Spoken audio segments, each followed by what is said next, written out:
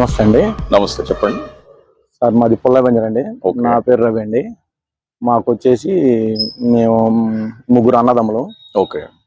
ఒక అన్న వచ్చేసి దత్తెళ్ళిండు నూజివీడు దగ్గర. మేమిద్దరు ఇక్కడ ఉంటాం. మాకు ఒక మాటలు రాని అక్క ఉంది. ఓకే. దాని పర్పస్ గా ఇది జరిగింది.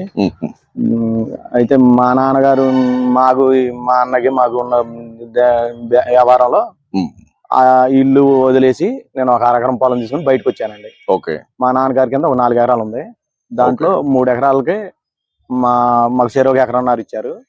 ఓకే. దాని నుంచి బయటకు వచ్చేసామండి అరెకరం తీసుకొని. నేను బయటకు వచ్చిన తర్వాత మా అన్న టార్గెట్ చేసి తిట్టడం కొట్టడం చేశారు. ఇబ్బంది పెట్టడం స్టార్ట్ చేశారు. ఓకే.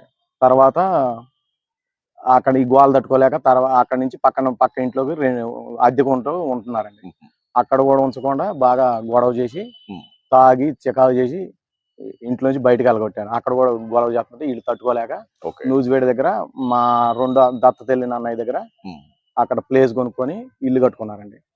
దాని పర్పస్ గా ఈయన దగ్గర ఉన్న 1 ఎకరం అప్పు అయిన కారణంగా 1 ఎకరం అమ్ముకున్నారండి. అది అమ్మటానికి లేదు. అది అమ్మితే నాకు 15 లక్షలు కావాలని డిమాండ్ చేశారు. ఆల్రెడీ పోలీస్ స్టేషన్ లోనే. అయినా కానీ సరే మాకు ఉన్న తరుణంలో అది అమ్మేశారు. అమ్మి అతను ఉన్న అప్పులు అవన్నీ తీర్చేసుకున్నారు.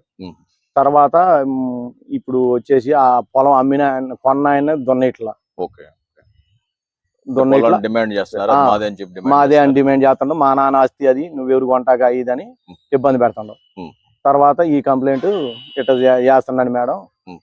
స్టేషన్ లోకి వెళ్ళామండి. ఎస్ఐ గారి దగ్గరికి వెళ్ళాం. ఎస్ఐ గారి దగ్గరికి వెళ్తే ఇది వచ్చేసి సివిల్ మ్యాటర్ అమ్మా, నేను చేసేది ఏం లేదు, ఆర్డీఓ గారిని కానీ ఎవరిని కలగండి అని చెప్పారు. సరే ఆర్డీఓ గారి దగ్గరికి వెళ్ళామండి. ఆర్డీఓ గారు ఒక లెటర్ ఇచ్చారు. రాజేంద్ర గౌడ్ గారు, కల్లూరు ఆర్డీఓ గారు ఇక్కడ రాసి ఎంఆర్ఓకి రాస్తున్నా పోయి చూపెట్టండి అన్నారు. చూపెట్టండి. అక్కడికి వెళ్తే ఏమైంది, ఇది నేను కాదు చేసేది, వాళ్ళు కానీ పోలీసు వాళ్ళు కానీ ఆర్ఐ గాని ఆర్డీఓ గారు కానీ చేసేది, నేను చేసేది కాదని ఆయన మాకు ఎటువంటి న్యాయం చేయలేదండి. కాదు ఎంఆర్ఓ గారు. ఇంకా ఇదంతా గోళ ఎందుకని ఎక్కడికి పోయినా కానీ మళ్ళీ ఏమంటున్నారు వాళ్ళు, ఈ దయానంద్ గారు ఫోన్ చేస్తుంటాం తిడుతున్నారు. మొన్న రిజిస్ట్రేషన్ చేసినందుకు అరిచారు అదని ఇట్లా ప్రతి ఒక్క విషయంలో కూడా ఆయన గారి పేరే చెబుతున్నారు. ఎవరు వీళ్ళు అధికారులు కానీ నాయకులు కానీ. దీనివల్ల ఇంకా మాకు ఎటువంటి న్యాయం చేయట్లేదని ఇవాళ. అంటే ఇప్పుడు మీరు ఏ రకంగా న్యాయం జరగాలని కోరుకుంటున్నారు? మీ సమస్య మాకు అసలు ప్రాబ్లం లేకుండా ఇప్పుడు ఈ అమ్మిన వాళ్ళని న్యాయం చేయాలి కదండి. ఇప్పుడు అతను వచ్చేసి ముందే చెప్పాడు, ఏదా కొన్న అతను నాకు ఎటువంటి ఇబ్బంది కొన్నా కానీ నా పొలం నాకు ఇవ్వాలన్నారు, నా డబ్బులు నాకు ఇచ్చేయాలన్నారు. దానివల్ల ఇప్పుడు మేము అతనికి వాళ్ళు వచ్చి డబ్బులు అని డిమాండ్ చేస్తున్నారు. ఆయనకి డబ్బులు ఇవ్వలేము, ఇటు మన న్యాయం జరగాలి. ఆల్రెడీ ఆయన పొలం ఆయన అమ్ముకుని వాడుకున్నది కాక మళ్ళీ దీనికి కూడా అడ్డం తిరుగుతున్నాడు. అట్ట తిరుగుతుంటాం. మిగతా మా అక్క పేరు మీద ఉన్న 1 ఎకరం ఉందండి. మా అమ్మది మా అక్క పేరు మీద ఇచ్చారు. ఆమె కూడా పెళ్లి కాలేదు కాబట్టి మా వీళ్ళ దగ్గరే ఉండదు, కానీ మా నాన్న కింద 1 ఎకరం ఉంచాం. అట్లా దానికి కూడా ఇబ్బంది పెడుతుంటాం. ఇప్పుడు మా నాన్న ఆటలో పంచుకున్న నా 2 ఎకరాలు కూడా ఇట్లా టాటర్లో తిట్టడం, పోతే కనుక మిమ్మల్ని అది చేస్తాం ఇది చేస్తాం, ముందు దాగి చేస్తాం అదని బెదిరిస్తుంటాం. ఆల్రెడీ పోయినసారి ఒక ఇదే విషయం మీద వాళ్ళ ఇంట్లో ఏదో డిస్ట్రిబ్యూట్ అయ్యి కొంచెం వాళ్ళు గొడవలు జరిగి ముందు తాగితే మాకు ఎటువంటి సంబంధం లేకపోయినా కానీ మమ్మల్ని ఇరికిచ్చారండి. ఇట్లా కేసు పెట్టి. ఇప్పుడు మాకు న్యాయం జరగాలని ఇవాళ ఆర్డీఓ దగ్గర కూర్చున్నామండి. ఈ రోజు వెళ్ళారు. ధర్నా చౌకులు ధర్నా చేస్తుండగా వీళ్ళు ఇంకా జరిగిందండి. ధర్నా చేసాం. ఎస్ఐ మేడం గారు ఏం చేసింది, మీకెందుకు నేను న్యాయం చేస్తానని చెప్పారు. దాని పర్పస్ గా అది తీసుకొని వచ్చే తరుణంలో ఇంక ఎదురుంగి వీళ్ళు వచ్చి బైక్ తో గుద్ది మా మీద దౌర్జన్యం చేసి కొట్టిపోయారు. ధర్నా చౌక్ లోనే మీకు ఏమైనా మీ మీద ఏమన్నా దౌర్జన్యం జరిగిందా? ఏమన్నా వాళ్ళు మీ మీదకి రావటం కానీ? ధర్నా మేడం గారు చెప్పారు. మేడం గారు చెప్పాక యువతలకు వచ్చేస్తున్నాం మేము. మీరు వచ్చేస్తున్నాం? మేము వచ్చేస్తున్నాం మేడం గారి మాట మీద. ఎస్ఐ గారికి మీరు లోబడి వచ్చేసినాం. వచ్చే తరుణంలో ఎదురుంగా బైక్ తో వచ్చి గుద్ది మమ్మల్ని కొట్టి ఇలా చేశారండి. కొట్టారు. వీడియో ఎవిడెన్స్ ఉన్నాయి? ఉన్నాయండి. వాళ్ళు కొట్టినట్టుగా ఉన్నాయండి. సాక్ష్యాధారాలు ఉన్నాయి? సాక్ష్యాలు కూడా ఉన్నాయి. అది సార్ జరిగింది. సరే సరే సరే, ఈ సమస్యకు సంబంధించి తగిన అధికారికి మేము ఆ, ఓకే సార్, సిఫార్సు మాకు చేసి కొంచెం దాన్ని న్యాయం బట్టి చేయాలని కోరుకున్నాను సార్. వాళ్ళకి తప్పకుండా. అలాగే మీ అమ్మా నాన్నగారి దగ్గర నుంచి కూడా మాకు ఒక వాంగ్మూలం కావాలి. Compulsory sir. వాళ్ళు ఎందుకంటే మీది కాదు, ఆ, ఏదైనా జెన్యున్ అయితేనే మేము చేస్తాం. Okay okay sir. అది ఇప్పుడు మీరు నిజం మాకు చెప్పారా కావాల్సింది లేకపోతే- కూడా అదే సార్, జెన్యున్. మీరు మంచి దాంట్లో ఉన్న మంచిదానం చెడుదానం చూసి దాన్ని బట్టి మీరు డిసైడ్ చేయండి. ఇప్పుడు మీ అమ్మా నాన్నగారు ఏదైతే కోరుకున్నారో ఆ, అదే చట్టం కూడా ఓకే. ఒక రూల్ ప్రకారం ముందుకెళ్తుంది. ఓకేనా? ఓకే. సరే, మంచి. నమస్తే అండి. రంగు మోహన్ రావు గారు వీరి పేరు, పుల్లేబంజర్ గ్రామం, వాళ్ళు సత్యమణి. మీ పేరేంటమ్మా? హైమావతి గారు. వీరికున్న ఆస్తిలో అన్నదమ్ముల గొడవలో ఈరోజు అల్లూరు ఆడియో గారి దగ్గర ఒక ధర్నా చేస్తుంటే ఆ ధర్నాలో నా పెద్ద కొడుకు వచ్చేసి మమ్మల్ని కొట్టి ఆ ధర్నాన్ని పడేసి బండితో నా చిన్న కొడుకు రంగు రవిని బండితో గుద్ది ఆయన కింద పడేసి కొట్టాడనేది ఆరోపిస్తున్నారు. ఇందులో ఎంతవరకు వాస్తవాసాలు ఉన్నాయనే దాని మీద వార్తనే తెలుసుకుందాం. పెద్దనా, ఏం జరిగింది? ఈ రోజు మీరు ఆర్డీఓ ఆఫీస్ దగ్గర ఎందుకు ధర్నా చేయాల్సి వస్తుంది? నాకు జరగట్లేదండి. ఏంటది? అన్నం ఎవరు పెడతలా మాకు. అదే ముగ్గురు కొడుకులు ఉన్నారా? ఎంతమంది ముగ్గురు కొడుకులు, ఒక అబ్బాయికి ఏం పంచి పెట్టలేదండి. తెలిపోయాడు. ఇద్దరికీ చిరికాటి పంచి పెట్టా.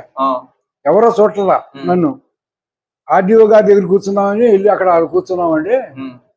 మమ్మల్ని వచ్చి ఇటు సికాలు చేసి ఇంకా కొంతమంది వచ్చి అటు ఇటుగా ఈయన వచ్చి మా బండిని గుద్దేశాడు. ఆర్డీఓ దగ్గర ఏం కూర్చున్నాం అనుకున్నారు? ఎక్కడ? ఆస్తిగా అదే నాకు అన్నం పెట్టేటట్టు చేయమని కూర్చుందాం అనుకున్నా. దానికోసం వెళ్ళి అక్కడికి. మరి అన్నం పెట్టట్లేదా మీకు? పెట్టట్లా, ఎవరు చూడలేదండి. అవునా? పెద్దవాడు ఉండిద్దిగా, మా వాళ్ళు పెట్టేమేముంది? మాకే డబ్బులు కావాలి కదండి అన్నిటికీ. డబ్బులు అంటే ఆస్తి ఉందంటున్నారుగా. ఉన్నాయి, చూడండి, పోయినసారి ఉన్నాయి, ఇప్పుడు ఉన్నాయి కూడా మళ్ళీ అడ్డం తిరిగాడు. ఎందుకు? పేరు మీ పేరు మీద ఉందా, అబ్బాయి పేరు మీద? నా పేరు మీదే ఉంది. మీ పేరు మీద ఉన్న ఆస్తిని మీ అబ్బాయి దున్నట్లేదు. పేరు రంగు లక్ష్మణరావు. రంగు లక్ష్మణరావు. డాక్టర్ వాళ్ళని దున్నొద్దని తిడుతున్నాడు. నీ ముందు ఆల్సో మీరు వెళ్తే అని అంటున్నాడు. అవునా? మరి దీనికి మీరు ఎప్పుడైనా పోలీస్ కంప్లైంట్ ఇచ్చారా? ఎవరికి ఇచ్చామండి. కల్లూరు పోలీస్ స్టేషన్ లో. ఏమన్నారు ఎస్ఐ గారు? ఎస్ఐ గారు చెప్పారు, ఆయన చెప్పేదాన్ని చెప్పారు, మాకు చెప్పారు. ఆర్డీఓ గారికి కంప్లైంట్ ఇచ్చారా? ఆర్డీఓ గారు మనం ఇచ్చాము.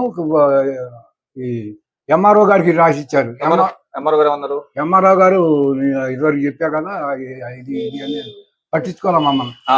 పట్టించుకోకపోతే వాళ్ళ మళ్ళీ ఆర్డీఓ గారి దగ్గరికి వెళ్దామని కూర్చున్నాం అక్కడ. మేము ఈ రోజు ఆర్డీఓ ఆఫీస్ ముందు మీరు ధర్నా కూర్చున్నారు. అంతేనండి. ధర్నా కూర్చున్న తరుణంలో మీ అబ్బాయినా జనాన్ని తీసుకొచ్చి ఏం జరిగింది అక్కడ? వచ్చి ఎస్ఐ గారు రమ్మన్నారు మమ్మల్ని ఫోన్ చేసి. వద్దామని బయలుదేరి ఎస్ఐ గారు ఎవరికి ఫోన్ చేశారు? మా అబ్బాయికి. మీ అబ్బాయి రంగు రవికి ఫోన్ చేసి ఏమన్నారట? రాండి ఆడ ఇక్కడ మాట్లాడుకుంటారు కానీ అక్కడ ఏమొద్దు. ఇప్పుడు ఉన్నారా రంగి రవి గారు లోపల? రవి గారు అండి, మీకు మీకు మీకు మీకు ఎస్ఐ గారు ఫోన్ చేశారని చెప్పేసి మీ నాన్నగారు చెప్తున్నారు. వాస్తవా? ఎప్పుడు చేశారు? 1 గంట టైంలో చేశారండి. చేసి మీకు న్యాయం చేస్తా, నా మీద నమ్మకం ఉంటే రమ్మని చెప్పారండి. సరే మేడం గారు చూస్తే నమ్మకంతో సర్లే వస్తాంలే మేడం, సరే ఓకే అని వచ్చా. మీ మీద నమ్మకం ఉంది మేడం, మేము ఆ ధర్నాన్ని విరమించుకొని మీరు మాకు న్యాయం చేస్తారని మీరు న్యాయం చేస్తారని మీ మీద నమ్మకంతో మీ దగ్గర వస్తామని చెప్పేసి మీరు చెప్పారా? అవునండి. అప్పుడు ఏం జరిగింది ఫర్దర్ గా? ఇంకా మా అమ్మని మా అక్కని ఎక్కించుకొని నేను బండి మీద వచ్చేస్తానండి. వస్తుంటే ఎదురుగా వచ్చి గుద్ది, బండితో గుద్ది ఇంక మీద పడి కొట్టేస్తూనే ఉన్నారండి. మీద పడి కొట్టారు. ఇద్దరు కలిసి ముగ్గురు వచ్చారండి. వాళ్ళ ఆవిడే, మా అన్నయ్య, వాళ్ళ అబ్బాయి, ముగ్గురు కలిపి వచ్చి ఇట్లా మా మీద దౌర్జన్యంగా అసలు కొట్టారు.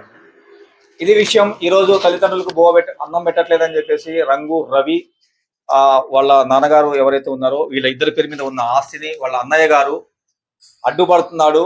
వాళ్ళ అన్నయ్య గారు దున్ననేయటం లేదు. అందరూ నాట్లు వేసుకున్నా కూడా కేవలం ఇప్పుడు నాట్లు వేసుకుంటే దారి ఉండదని చెప్పేసి మేము పరిష్కారం కోసమే మేము ఆర్డీఓ గారు ఆఫీస్ ముందు ధర్నా కూర్చున్నాం.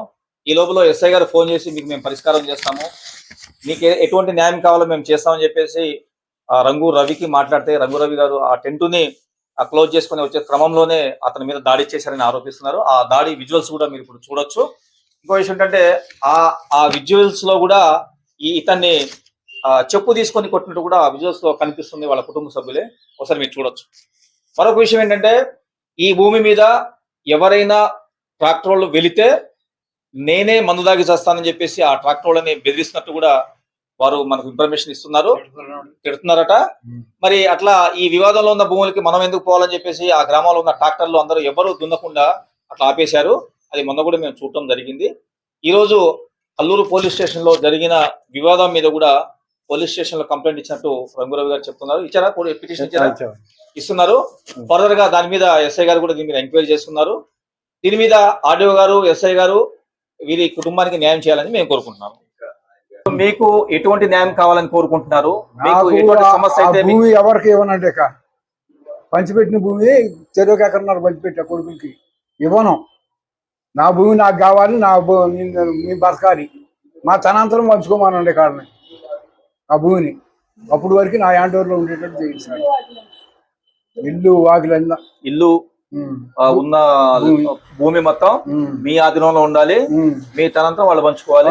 అప్పటి వరకు ఏ కొడుకు కూడా ఆ దాని మీద లేదు గొడవ చేయటం గానీ, నా భూమి నాకు కావాలని చెప్పడం గానీ మీకు అడ్డు రాకూడదు మీకు వస్తున్నారు. మేము ఆర్డీఓ గారికి ఒకటే విషయాన్ని తెలియజేస్తున్నాం. ఈ వయసులో మేము చాలా ఇబ్బందికి గురవుతున్నాము. మా భూమి గానీ, మా ఇల్లు గానీ మా పర్యవేక్షణలోనే ఉండాలి. ఇక నుంచి మా తనంతరమే వాళ్ళు పంచుకోవాలని చెప్పేసి వీళ్ళు ఆరోపిస్తున్నారు. దీని మీద ఆర్డీఓ గారు ఖచ్చితంగా చర్యలు తీసుకొని వీళ్ళకి భూమి ఇళ్ళే అనుమతాలుగా ఉండేలాగా చూడాలని చెప్పేసి వారిని మేము కోరుకుంటున్నాము.